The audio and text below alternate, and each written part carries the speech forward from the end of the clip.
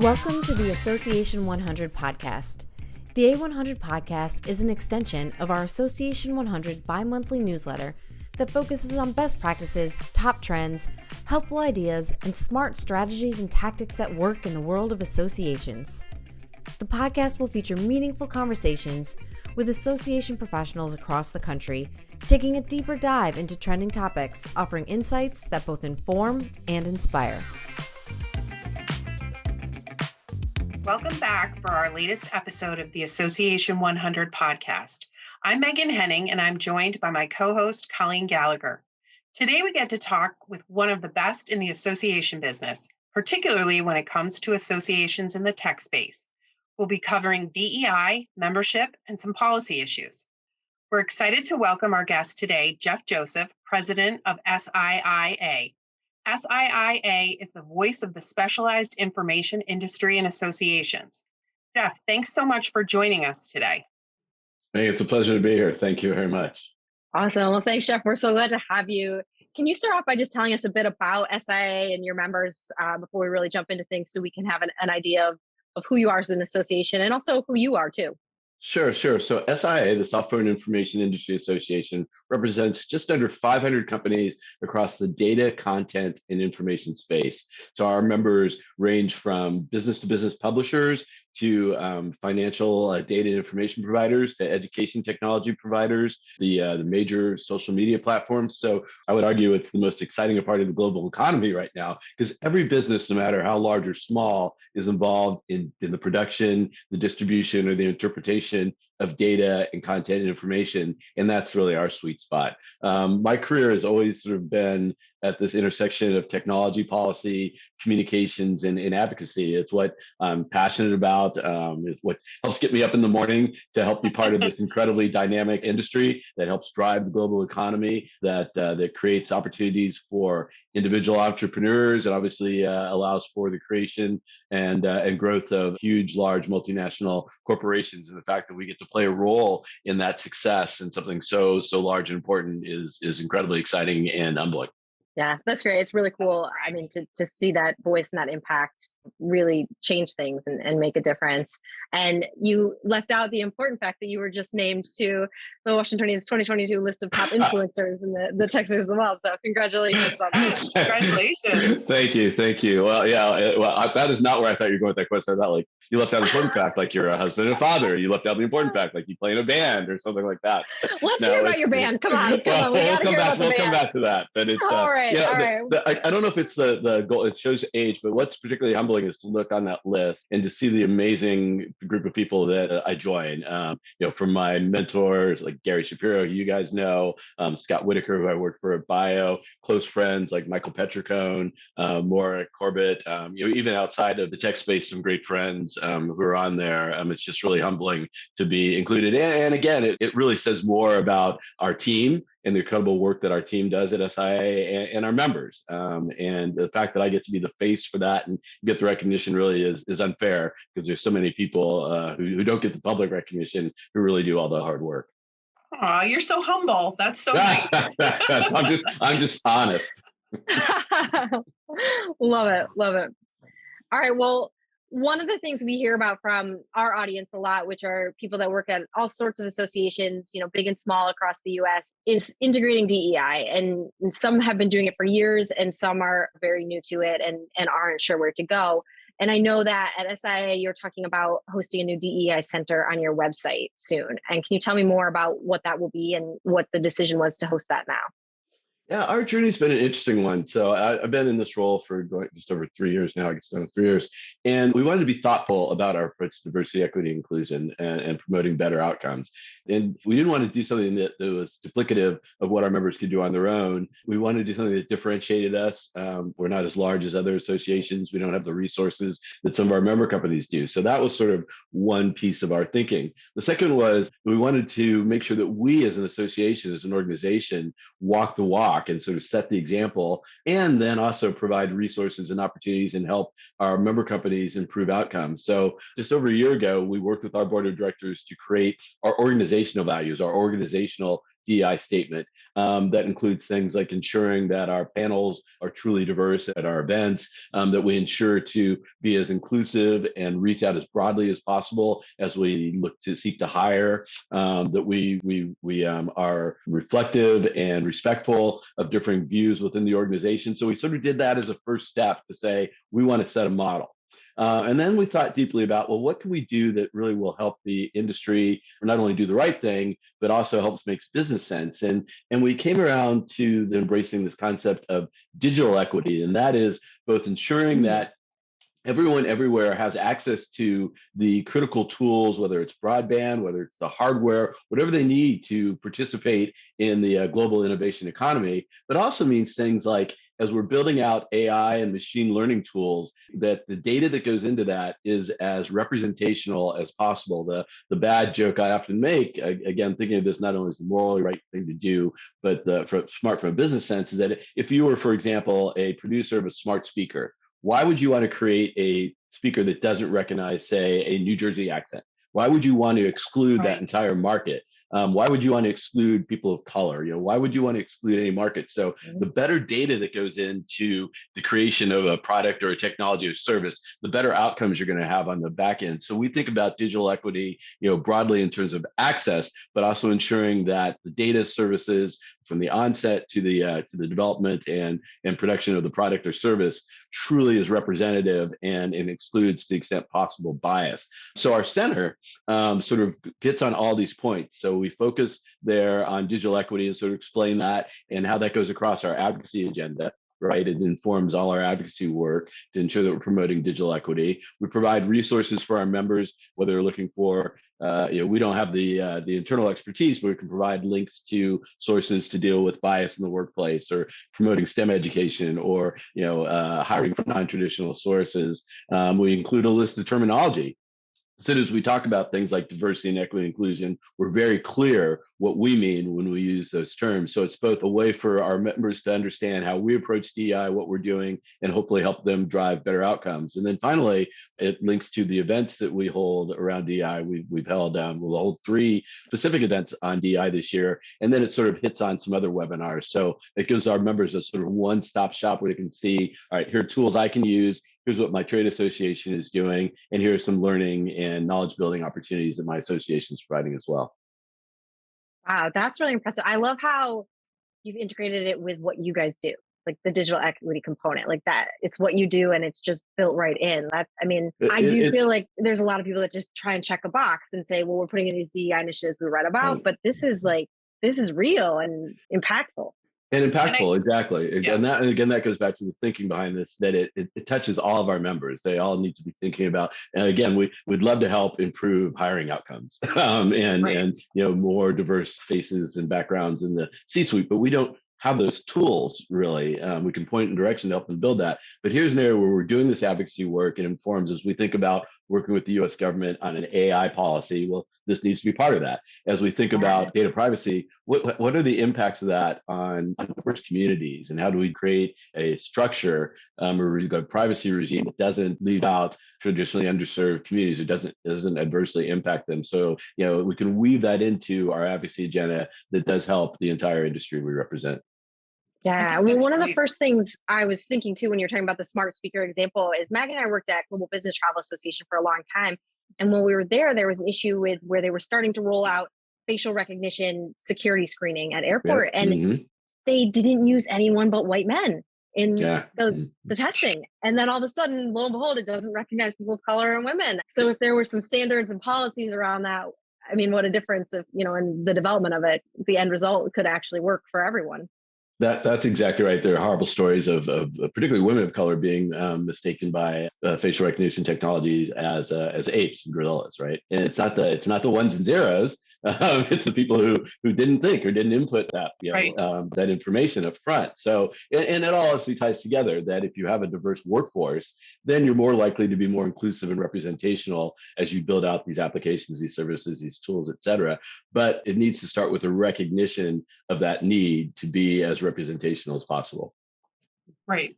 which I think is great. And I wanted to ask you about, you had an event on just recently on May 2nd with the awesome group of Leading with Equity, how to effectively lead and retain a diverse team. So could you tell us about that event and how it went? And you mentioned that you're going to have 3 other events. It would be great to hear about those.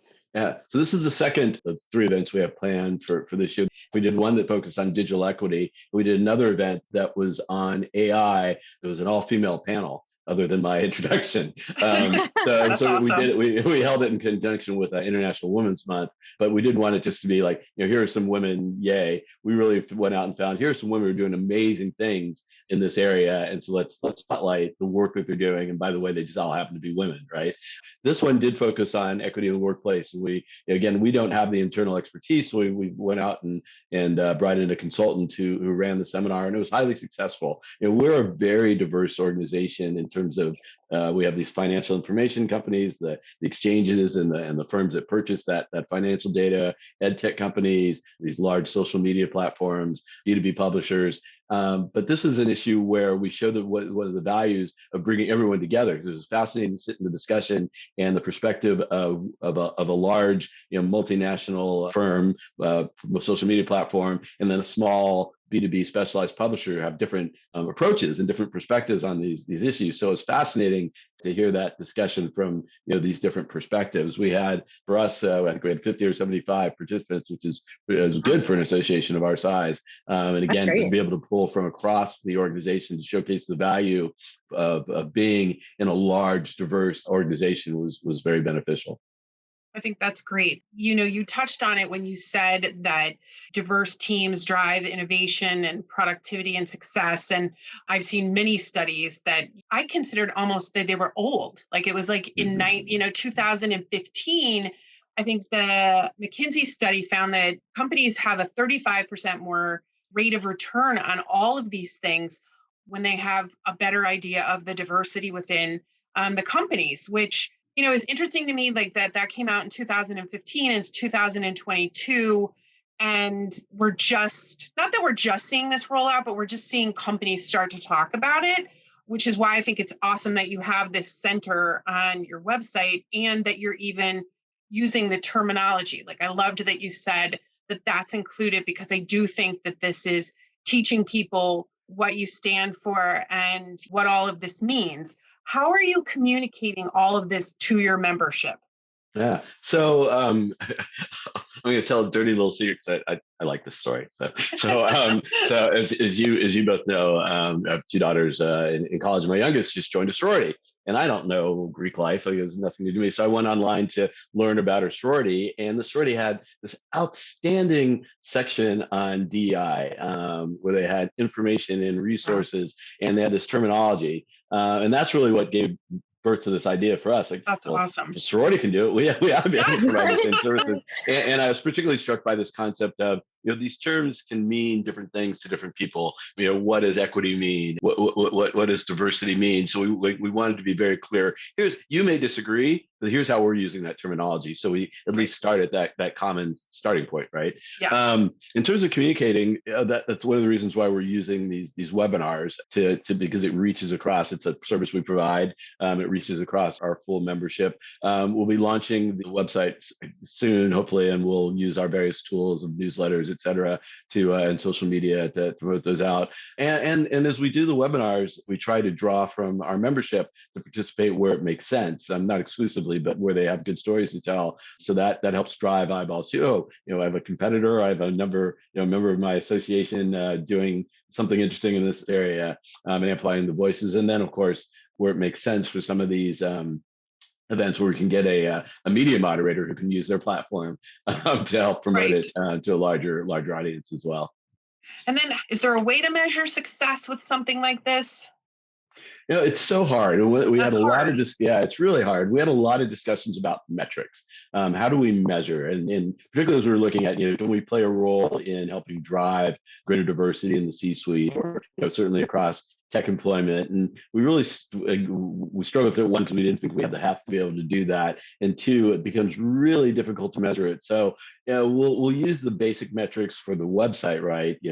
clicks, time on site, et cetera, et cetera. But I think a lot of it will be anecdotal, and obviously for the webinars, what's the participation? We do the surveys afterwards, and all those traditional things. But I think a lot of it will be anecdotal. I want to hear from our members. Was this helpful? Are you proud of the work we're doing? Does it make sense? One of the other benefits of doing the digital equity work from a policy perspective is that we can say, okay, we were able to get this language in a piece of legislation, or this provision included in a directive, or whatever it may be. So I think there are a variety of tools, but those sort of hard data metrics are hard to come by, particularly in the areas in which we're playing.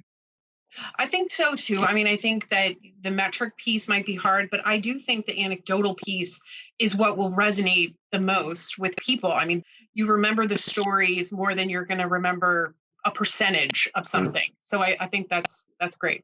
We have all these different divisions. We started a new sort of division just over a year ago, and we just finalized sort of the operating guidelines for this division. And as I shared the guidelines, we have a diversity, equity, inclusion committee in one of our divisions. And they said, this is great, but we need to weave, if we're really going to believe in DEI, we need to weave this into these operating guidelines, which was an excellent insight. I missed it. It was great insight. So I went back and rewrote them, and we included just a simple paragraph in those guidelines saying that this division will operate in accordance with SIIA's principles on DEI, and we sort of wove in some language throughout the document and heard back from our members who weren't involved in the process, but who saw the document and praised us, right, and gave them ideas for as they developed their own operating principles or bylaws of a way to include it. So to the point there, that's it's not something we measure by, but the response was positive. That sounds like we did the right thing. Yeah. We did the right thing.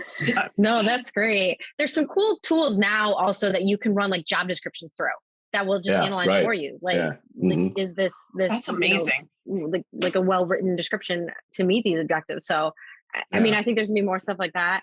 And then also, I love hearing that about your daughter's sorority, because I think there's a lot to be like upset about in the news sometimes, and to be like worried about for the future. And then you hear that's just like a part of their lives that they don't even think twice about. And that makes me feel like the future is bright. So that's good. It was very cool. It was very cool to see.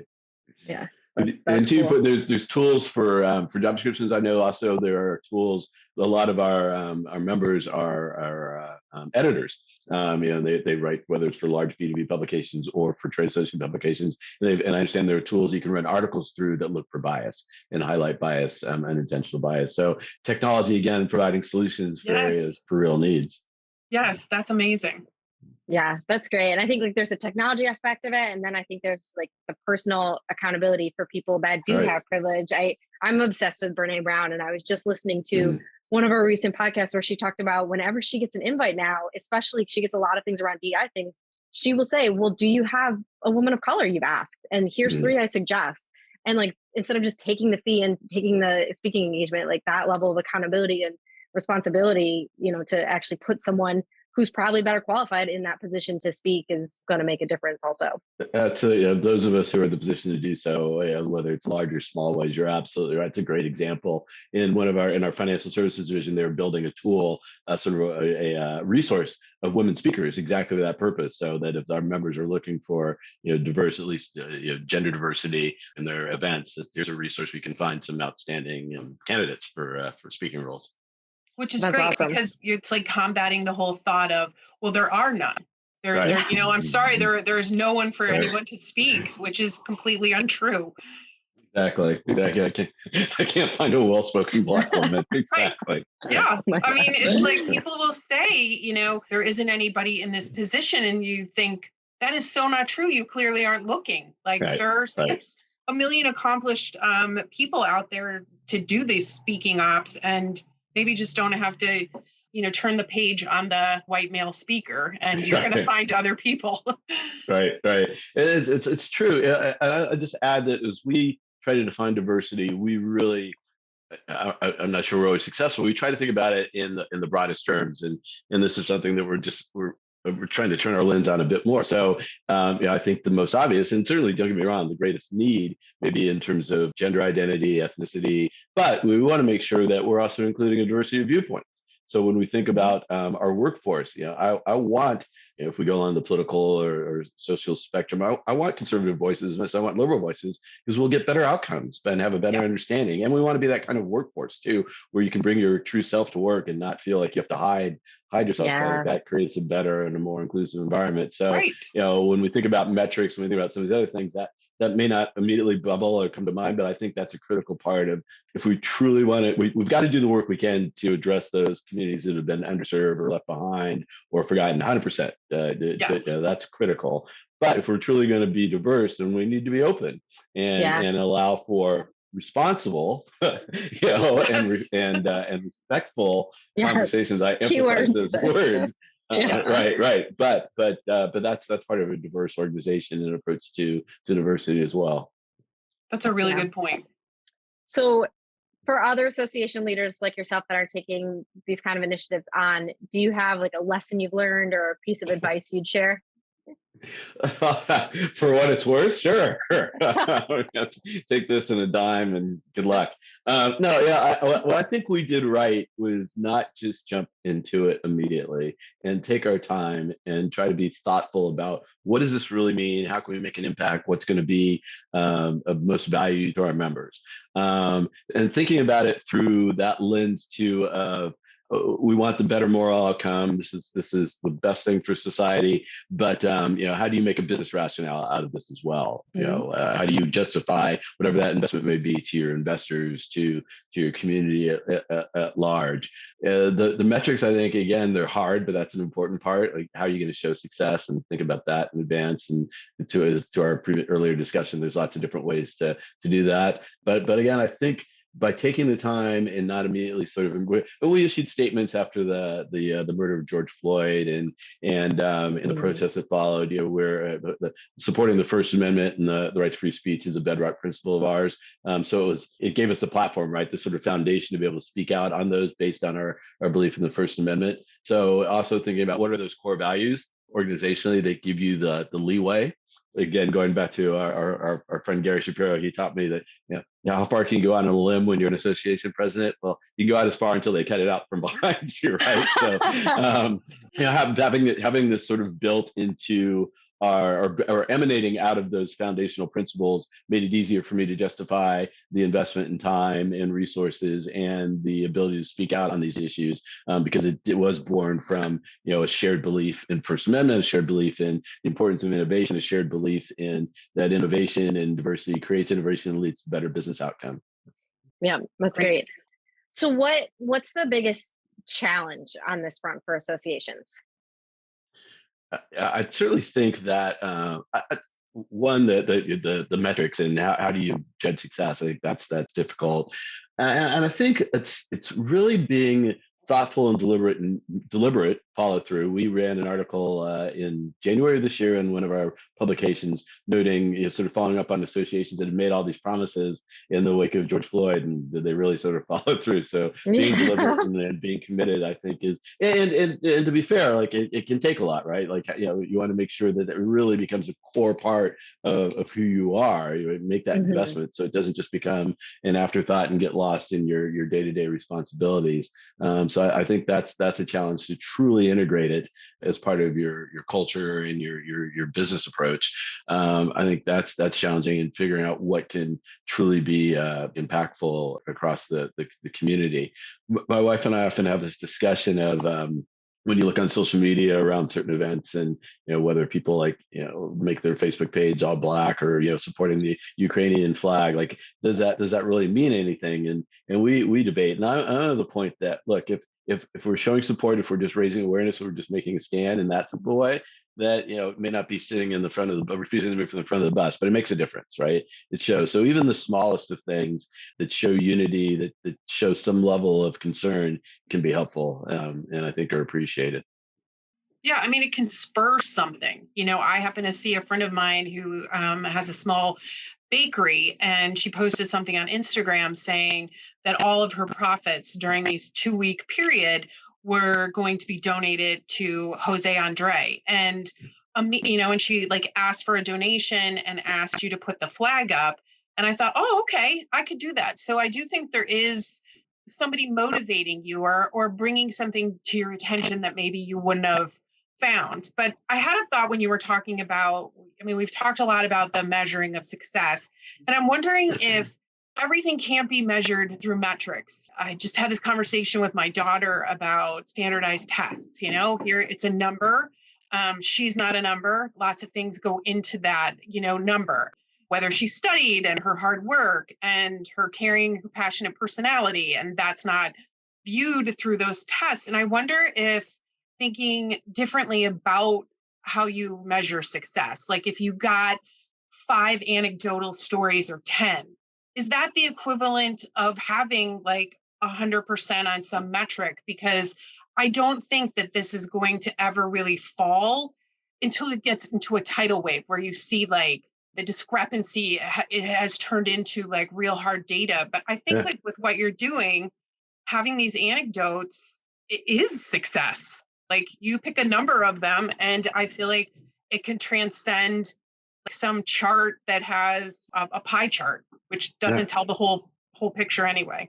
Yeah, that's very true. I mean, like data can be very useful and very helpful and very critical, and certain, and when it's applied correctly, and again when all the inputs are accurate and representative. But I think there are many ways to measure success that don't not to make it too personal. But to your point with your daughter, like, do you care that she's at the end of the day? Is it better that she scored high on a standardized test, or that she's a good human being?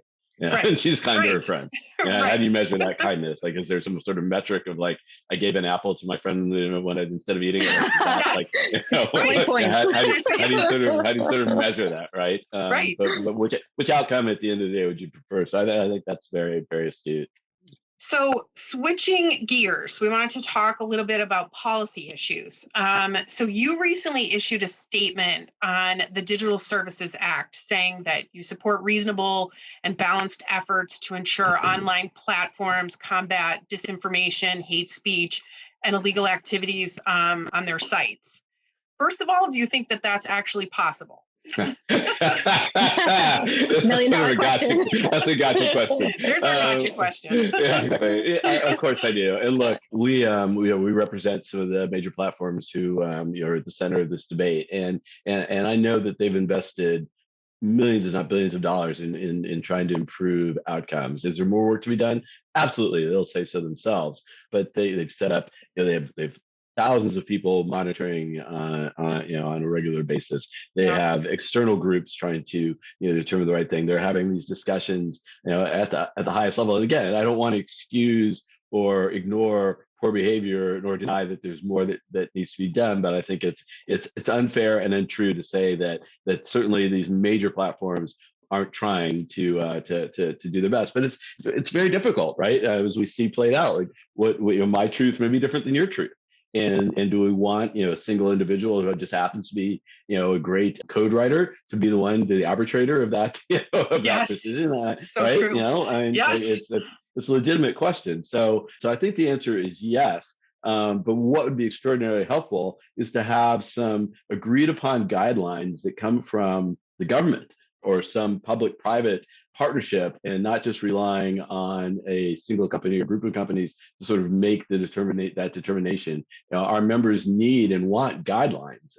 That's one of the reasons why we are very supportive of a comprehensive federal data privacy law. Individual companies can make certain decisions, but if we had some generally agreed upon rules, it's pro-innovation, right? New entrants can know what they need to do. It's pro-consumer. Okay, I know what my expectations are, no matter what tool, what platform I use, where I go, and ultimately will help address some of these issues. Yeah, with the guidelines. I mean, there's been a lot of talk about Elon Musk and the Twitter purchase. What are your thoughts on that? Well, gosh, to be honest, the ownership of a single platform is not something that ponder daily, although I can argue both sides of that. I mean, it does matter. Look, these things are hard, and I worry sometimes about media concentration, but the beauty of the internet, the beauty of technology is that you can have that this may spur the next great communications platform. Someone may not like the policies that Musk puts down, so we want to make sure that we have the legal, regulatory, and financial environment to allow the next great innovation to come along, so that consumers have a choice. Right. Musk may determine to go one way or another with the platform. I don't know. I'm more concerned about making sure that we have an environment that allows for the next market entrant to come, and that consumers have a choice of where to articulate their voice. Yeah, absolutely. So now we get to move into our fun part of the podcast and get to know you a little Okay, bit. all right. So we have some This lightning hasn't round been fun. questions, This isn't but fun. Thus far, man, I of failed. course, it's always fun talking to you, Jeff. But before we get into our questions, we've got to revisit the band comment at the beginning. So let's hear about this band. Tell our listeners. So this is where you're like, as you watch the reading, I'm like, ooh, who's paying attention to the podcast? It goes from 10 to 0, right? Come on. No, this is gosh, so it's a band, a local band based in Arlington, Virginia. It's a dad's band. We got to know each other when our kids were in elementary school. One member is one of my longtime dearest friends, and sort of like, oh, you play guitar, and we got together, and we it's just dumb fun. We play for charity. We just played an event early this year for World Central Kitchen. So we always try to find good causes to fundraise for. We all have are fortunate to have some level of economic security, so we want to give back to our community and the greater community. And it's just a great time for people of a certain age to come out and sing along. And we're not good. Some people say that and they're being self-deprecating. I'm just being honest. You don't come here for the quality of music. But if you have at all any sense of fun in your life, I guarantee you'll come out and you'll have a great time. Awesome. I love it. All right. Well, so for our questions, where did you grow up? Well, I hesitate only because my dad had a peripatetic career. So I guess I sort of grew up in this area in McLean. I ended up in high school here, go Langley. But when I was young, we moved around a lot. My dad had a lot of different, his career path was sort of interesting. So, but I guess I consider this home. Maybe that's the best answer, the Washington area. If you won the lottery tomorrow, would you still work in your current day job? Yes. Really? Yeah, you hear the hesitation in my voice, right? I probably work less, but I really like what I do. I really enjoy the sector that I represent. So it might be in a little different role. It may not be, as staying up late on a Tuesday night. But yeah, I think I would remain engaged in some way. Yeah. All right, great. What's your favorite movie or TV show? Ooh, wow, man. Yeah, my favorite movie, I just think this is like the archetype for so many great movies, is All About Eve, the old movie with Betty Davis. It's just so well written and acted, and it's just a great story. And I think it just sort of opened up a new world. So that's probably my all-time favorite movie. And then TV shows like, what's today? What's new on Netflix this week? We're currently obsessed with Succession, and then I'm watching this HBO series on the Los Angeles Lakers, which I can't say is good, but I'm fascinated by the storyline. Is that the one where the coach is all mad at his depiction? I think there are a lot of people who are mad at their depiction, but probably, yeah. Okay, I think it's the general manager. I think it's Jerry West, the general manager. Yes, that's it. Yes. Yeah. Okay, cool. Well, interesting. I definitely have to check that out then. Yeah. Oh, too funny. All right, dogs or cats?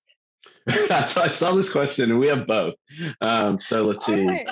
None of them are in the room with me right now. So you can answer honestly. I have 2 daughters, my wife, 2 female dogs, and a female cat. So I kind of like the Golden and I sort of bond over being the only males in the household. Too funny. Oh my God, that's great.